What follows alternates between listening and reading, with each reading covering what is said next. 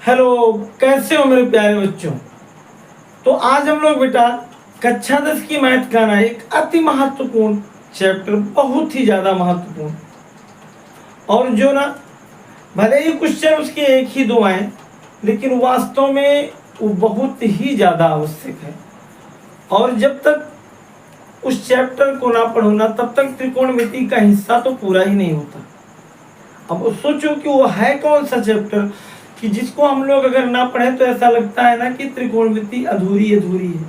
अरे आइडेंटिटी नहीं, मुझे आज पढ़ना है एक नया चैप्टर, और जिसका नाम है ऊंचाई दूरी। क्या नाम है? ऊंचाई दूरी। तो आज हम लोग बेटा त्रिकोणमिति का ना एक चैप्टर है जो त्रिकोणमिति अनुप्रयोग के नाम से जाना जाएगा, जिसे हम लोग कहेंगे ऊंचाई दूरी। बात समझ में?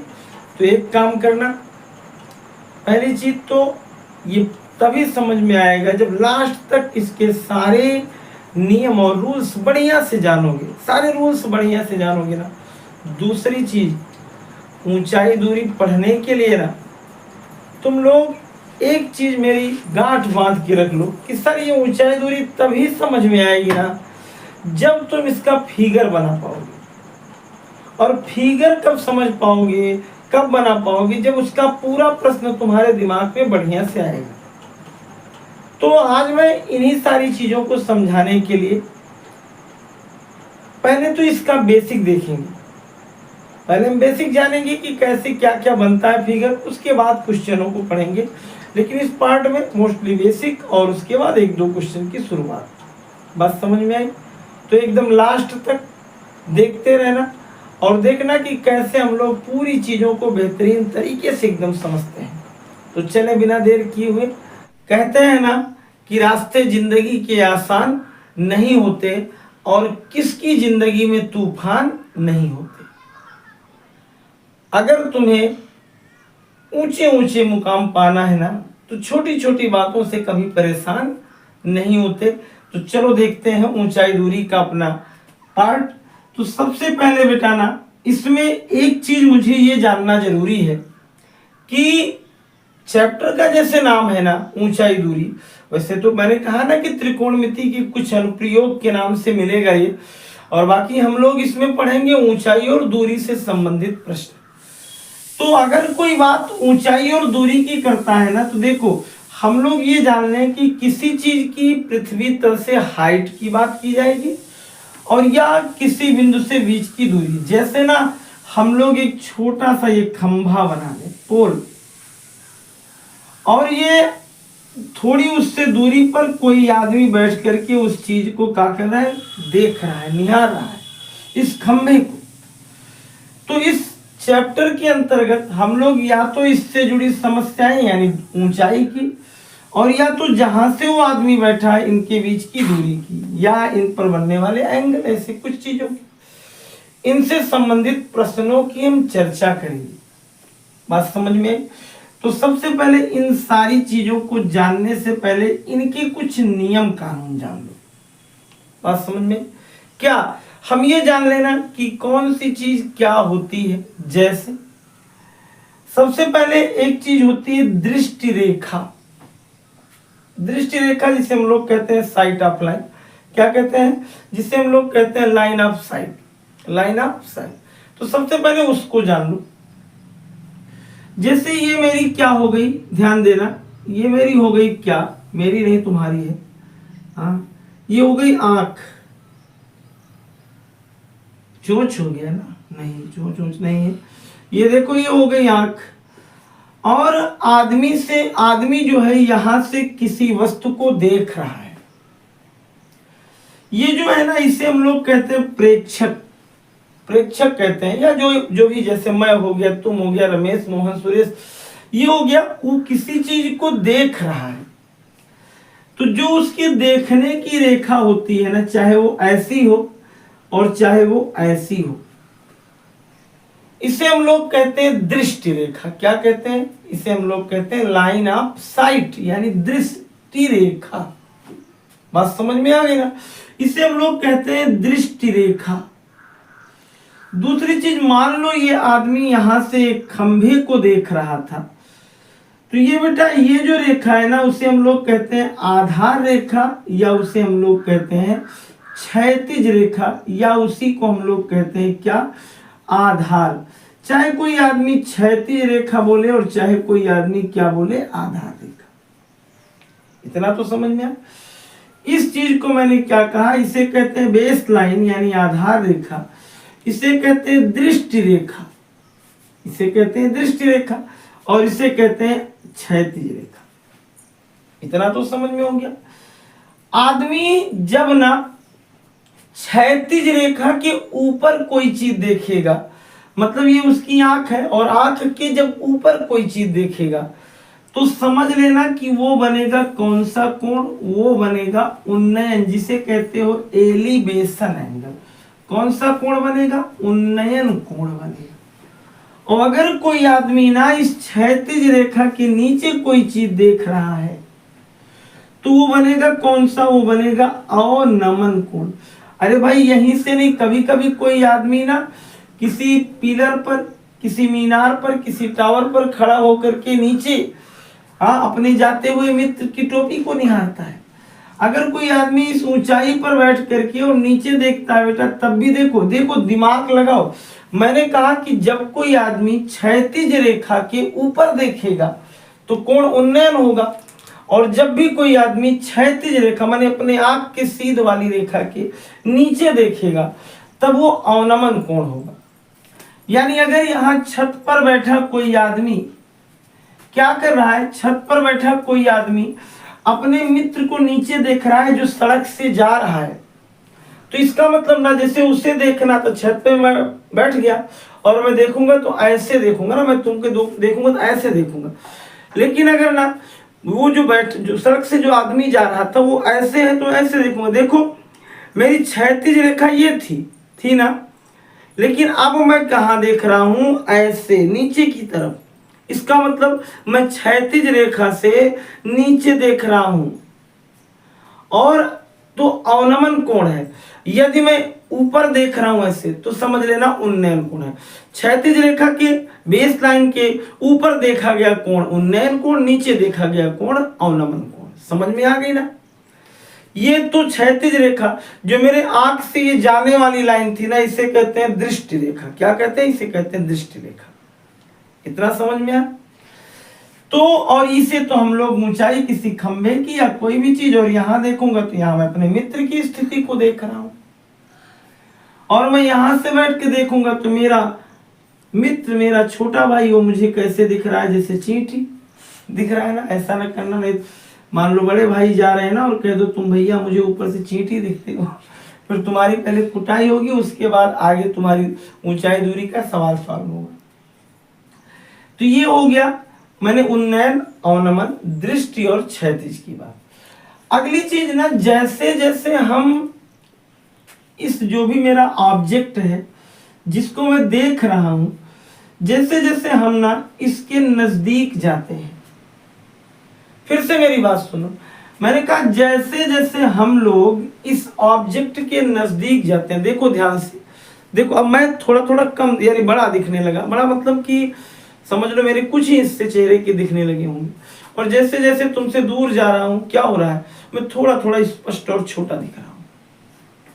इसका मतलब कि जैसे जैसे मैं देखूं, जैसे जैसे मैं इसकी तरफ जाऊंगा, मेरी आंख यहां हो गई, अब देखो इसका एंगल ये हो गया, दृष्टि रेखा यहां से बनने लगी। ये मेरा कोण है, किन्हीं दो रेखाओं के शीर्ष पर बनने वाले जो झुकाव होते हैं उसी को कोण कहते हैं। तो ये मेरा झुकाव जो था वो कोण था। जैसे जैसे मैं इसकी तरफ चल रहा हूं, देखो अब मेरी पहले की तुलना में, देखो मेरी पहली रेखा ऐसे थी, लेकिन जब मैं यहां आया तो ये ऐसे करना पड़ा, मतलब ये थोड़ी सी उठी, और जब मैं यहां गया तो ये देखो अपने आप देखो यार कि कैसे, यहां चले जाओ तो देखो एकदम आदमी, और यहां चले जाओ तो इसी को देखोगे। मतलब जैसे जैसे हम क्या होते हैं उस वस्तु की तरफ चलेंगे, ये हमेशा याद रखना। जैसे जैसे हम जैसे जैसे हम उस ऑब्जेक्ट के, उस वस्तु के क्या जाएंगे, पास जाएंगे, वस्तु के पास जाएंगे, एक चीज याद रखना हमेशा, क्या कि उन्नयन कोण जो होगा वो क्या होगा, उन्नयन कोण क्या होगा, उन्नयन कोण का मान बड़ा होगा। क्या होगा, बड़ा होगा। जैसे जैसे हम इसके करीब जाएंगे उन्नयन कोण बड़ा होगा, और जैसे जैसे हम इससे दूर जाएंगे धीरे धीरे, देखो देखो देखो देखो, अब यहां से देखो, ये यहां से झुकाव कोण इतना ही है ना। तो इससे हम लोग कहेंगे जैसे जैसे मैं उससे दूर जाऊंगा, जैसे जैसे मैं उससे दूर जाऊंगा, तैसे तैसे मेरे कोण का मान क्या होगा, छोटा होगा, और जैसे जैसे मैं उसके करीब जाऊंगा मेरे उन्नयन कोण का मान बड़ा होगा। दोनों पॉइंट ध्यान में है। जैसे जैसे मैं ऑब्जेक्ट के नजदीक जाऊंगा वैसे वैसे वो मुझे वस्तु के मेरी आंख द्वारा बनने वाला कोण बड़ा होता जाएगा, और जैसे जैसे मैं उसके दूर जाऊंगा कोण मेरा क्या होता जाएगा, छोटा होता जाएगा। दूरियां बढ़ाने पर, दूरी बढ़ाने पर कोण का मान घटता है, दूरी घटाने पर कोण का मान बढ़ता है। बात समझ में आ गई। दूसरी एक चीज क्या है, और क्या, अब इसको जब तुम लोग जान लोगे उन्नयन कोण, कभी कभी स्थितियां ये होती हैं बेटा ना, देखो कभी कभी कोई आदमी एक मीनार को देखता है और अपनी छत से देखता है। अगर कोई आदमी एक मीनार को देख रहा है, कोई आदमी एक, देखो पहली चीज जैसे टावर और बिल्डिंग में अंतर है। एक अपना प्रेजेंट ऑफ माइंड लगाना कि जब बिल्डिंग भवन काफी कमरे काफी ऊंचे हो जाएं, 2-4 तल्ले बन जाए, तो एक मतलब अमूमन से बड़े हो जाएं, हम लोग कहते हैं बिल्डिंग है, कहते हैं ना। दूसरी चीज, अगर वही बिल्डिंग 20-25 मंजिले की बन जाए तो हम लोग कोई टावर नाम दे देते हैं उसका। तो एक दिमाग में क्या आया कि सर बिल्डिंग की तुलना में या भवन की तुलना में, घर की तुलना में टावर ऊंचा होता होगा। सही बात है। तो जब भी कोई आदमी अपने भवन से और टावर की ऊंचाई देखेगा, एकदम सिंपल सी चीज है, देखो भवन भी जमीन से कुछ ऊंचा होता है और ये टावर है, तो उनकी स्थितियां कुछ ऐसे बनती हैं, ऐसे। अब आदमी यहां से थोड़ी देखेगा, अपनी छत से देख रहा है, और जब छत पे बैठेगा तो आंख उसकी यहां चली जाएगी, और आंख उसकी जाएगी, दृष्टि रेखा ये क्षैतिज रेखा ये हो जाएगी, इन दोनों के बीच मेरा कोण बनेगा। और अगर इन दोनों के बीच कोण बना तो बेटा जो यहाँ की दूरी है वही यहाँ की दूरी होगी। अगर ये x है तो ये भी x, और अगर ये h है तो ये भी मेरी क्या हो जाएगी, h होगी। समझ में बात आई। चलो एक चीज तो ये कंफर्म हो। अब उसके बाद ना, जैसे हम लोगों को एक और कहानी आई कि सर अगर कोई आदमी ऐसी स्थिति में रहता है तो इसकी ऊंचाई अगर दी है तो हम इसकी ऊंचाई कैसे, इसकी ऊंचाई दी है और इसकी ऊंचाई पूरे की दी है, तो इसकी कैसे निकालेंगे। अरे भैया पूरे में से इतना घटा लेना, इतना आ जाएगा।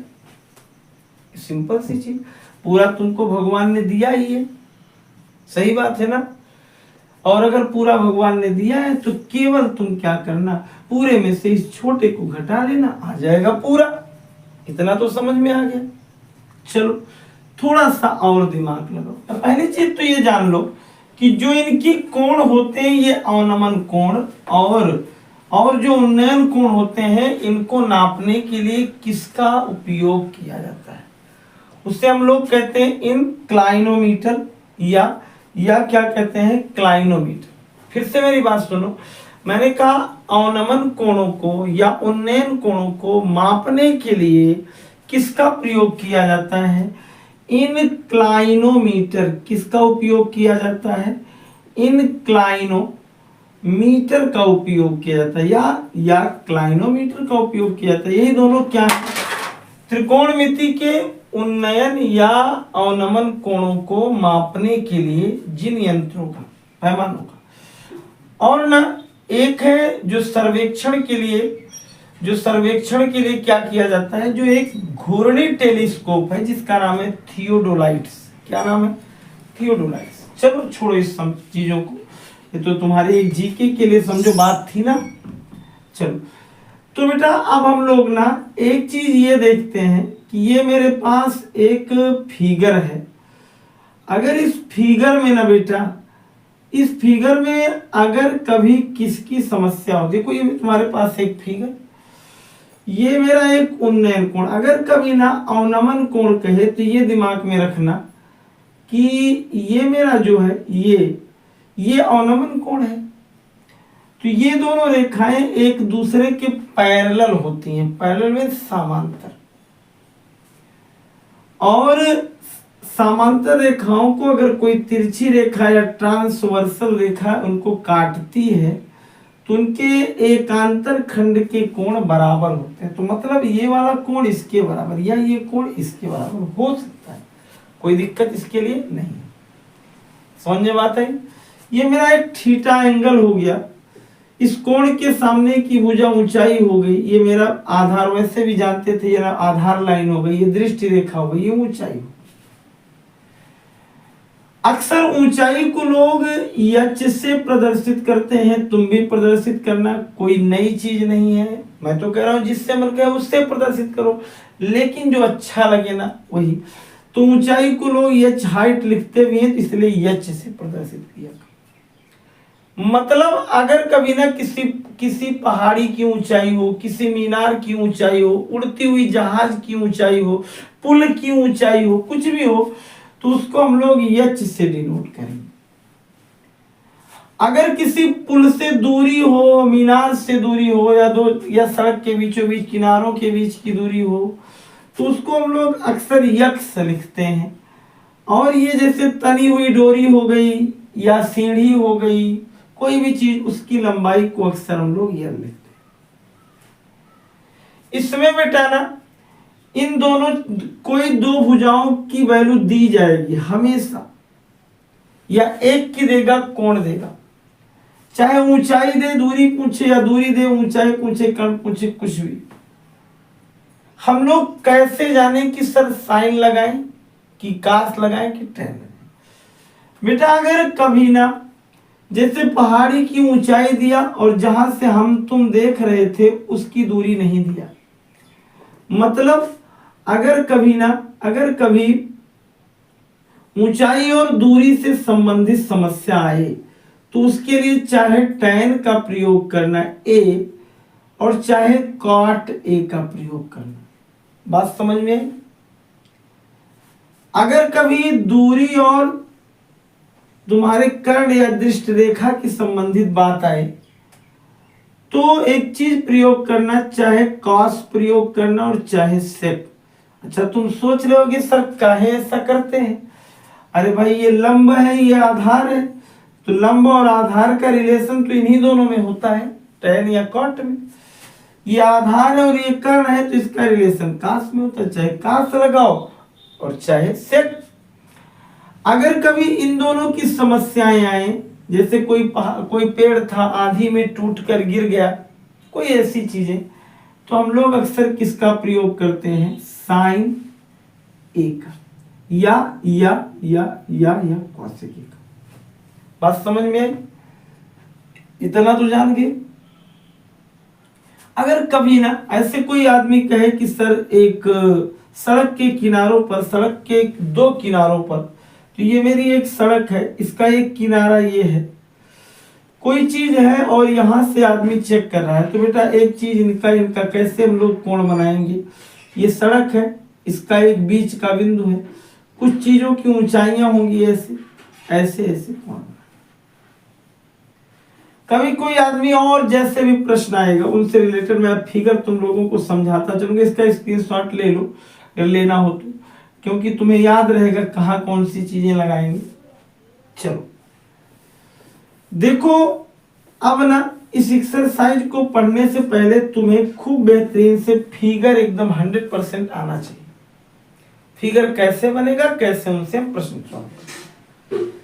जैसे बेटा ना पहला एक क्वेश्चन है, याद होगा क्या है कि सर्कस का एक कलाकार है, सर्कस का एक कलाकार जो 20 मीटर लंबी डोर पर क्या कर रहा है? चढ़ रहा है। फिगर तो बना ये बुक में, लेकिन मान लो ना बना हो, सर्कस का एक कलाकार है जो 20 मीटर लंबी डोर पर चढ़ रहा है और जो अच्छी तरह से तनी हुई है, मतलब ढीली नहीं है।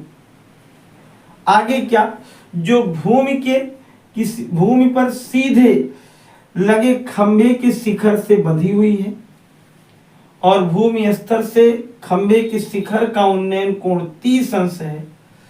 तो क्या निकालना है, तो निकालना इस खंभे की ऊंचाई। चलो सवाल देख लिए।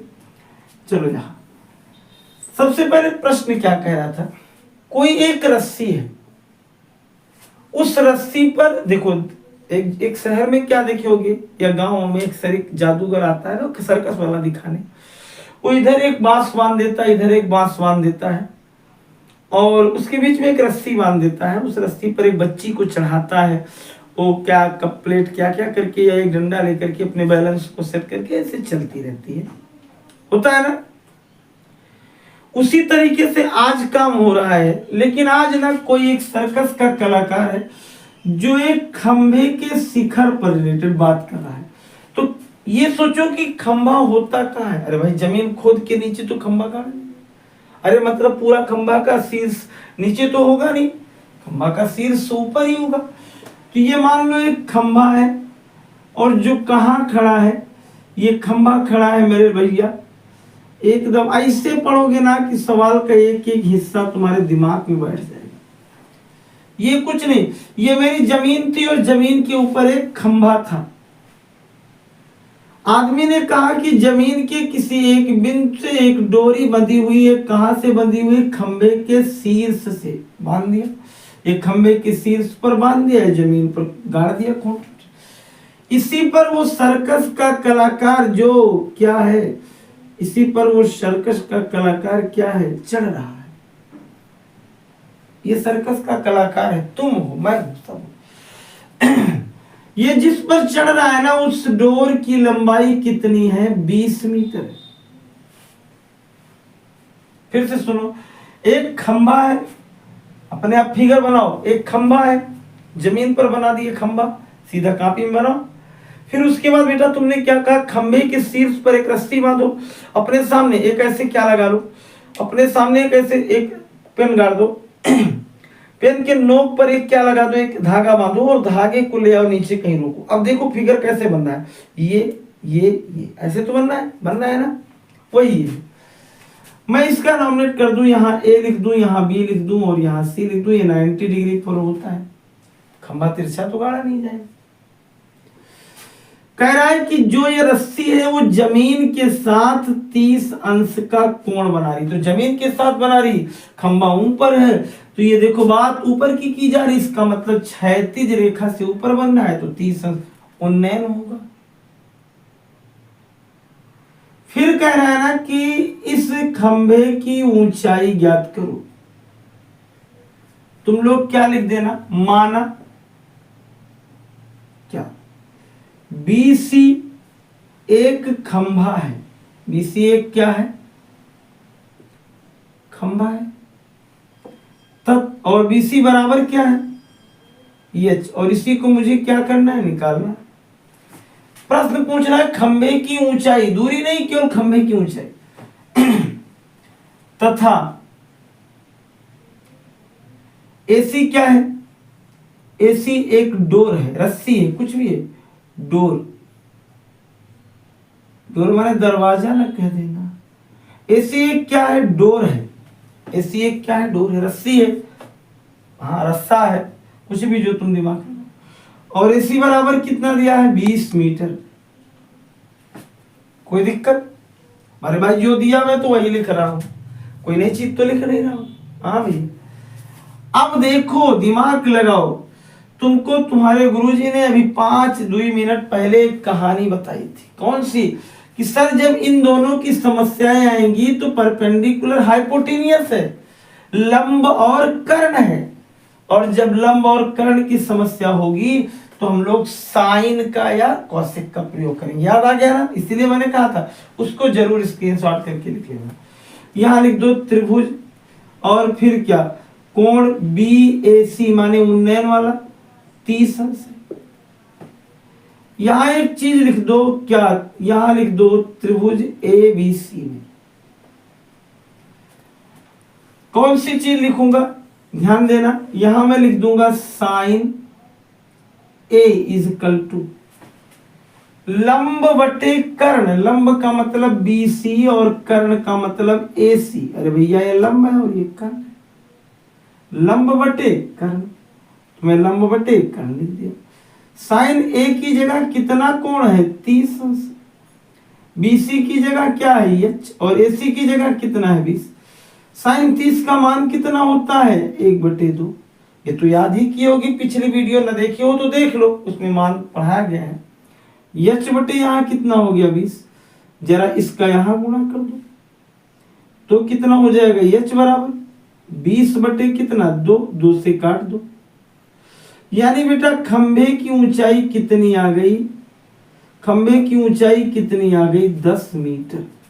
खंभे की ऊंचाई कितनी आ गई? 10 मीटर। समझ में बात आई ना? तो स्क्रीनशॉट ले लो, फिर अगला देखेंगे। कम से कम 2 क्वेश्चन तो इस पार्ट में देख ही लें, स्क्रीनशॉट ले लो। चलो एक अगला क्वेश्चन है ना कि आंधी के समय, आंधी आ भी रही है आजकल, आ रही है ना? आंधी के समय एक पेड़ है, आंधी के समय एक पेड़ है। क्या है? एक पेड़। और वो पेड़ ऐसे, सवाल पहले ध्यान से सुनना कि आंधी के समय एक पेड़ टूट जाता है और टूटा हुआ भाग जमीन पर मुड़ जाता है, जमीन की तरफ मुड़ जाता है। आगे क्या लिखा है? फिर क्या? पेड़ के शिखर से पेड़ का शिखर जमीन से छूने लगता है, ठीक है, और इसके साथ 30 अंश का कोण बनाता है। पेड़ के पाद बिंदु की दूरी जहां पेड़ का शिखर जमीन पर छूता है 8 मीटर है, तो पेड़ की ऊंचाई याद कीजिए। अरे वाह भाई, बढ़िया सवाल। देखो एक प्रश्न है कि कोई एक पेड़ था, ये मेरा एक पेड़ है, ये मेरा एक पेड़ है,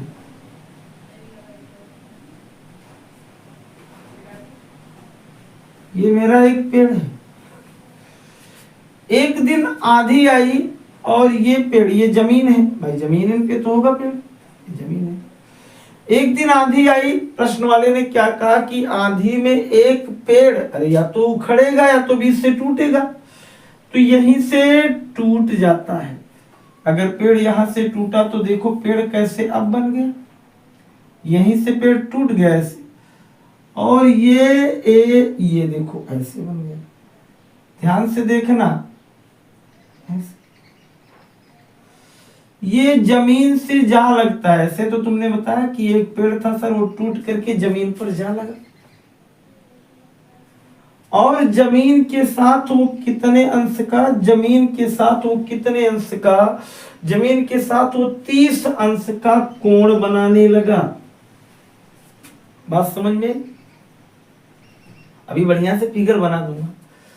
यदि कह रहा है क्या कि शिखर, देखो कह रहा है कि पेड़ का पाद बिंदु से दूरी, जहां पेड़ का पाद बिंदु मीन्स फुट, और यहां जहां ये लगा है इसके बीच की दूरी अगर 8 मीटर है, तो इस पूरे पेड़ की ऊंचाई ज्ञात करो। अक्सर बच्चे समझते हैं कि केवल इतने पेड़ की ऊंचाई ज्ञात करो, नहीं भैया, पूरे पेड़ की ऊंचाई ज्ञात करो।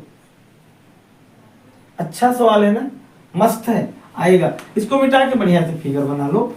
चलो देखो, ये तो केवल समझाने के लिए था ना। ये देखो, ये मेरे पास कोई एक पेड़ था, ये मेरी एक जमीन थी। एक दिन बहुत विकट आंधी आई और जिसमें मेरे घर द्वार सब उड़ गए, कि बह गए। आंधी में बहते नहीं, आंधी में उड़ते हैं। और फिर यहीं से पेड़ क्या हो गया, इसका टूट गया। पेड़ वो जो टूटा वो जमीन से जा लगा, ये देखो जमीन से जा लगा। मान लो ये AB एक जमीन का तल है, तथा हम लोग ये मान ले C, ये पूरा पेड़ है, इसे मान लो सी, इसकी वैसे कोई जरूरत नहीं। इसको मान लो ये एच है, और इसको मान लो ये कैपिटल लेटर एच।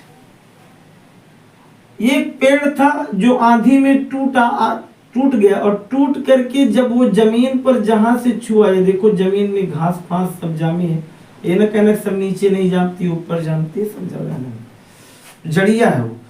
ये देखो ये 30 अंश का कोण बनाता है। मस्त बात समझ में आई। और कह रहा है कि उसके पेड़ के फूट से यानी पाद बिंदु से कहां तक, जहां वो छूता है बीच की दूरी 8 मीटर है। तो पेड़ की ऊंचाई, अच्छा सोचो पूरे पेड़ की ऊंचाई कितनी है।